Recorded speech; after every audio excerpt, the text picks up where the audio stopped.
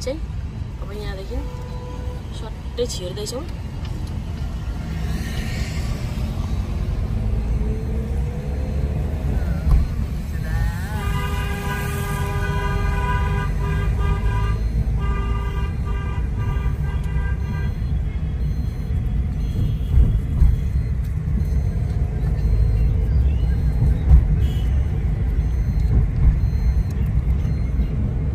भनेको विदेशै हो हैन दाजु?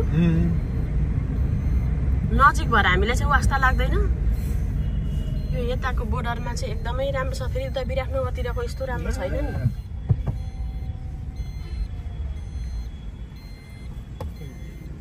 पेपर बनाउनु भएको छैन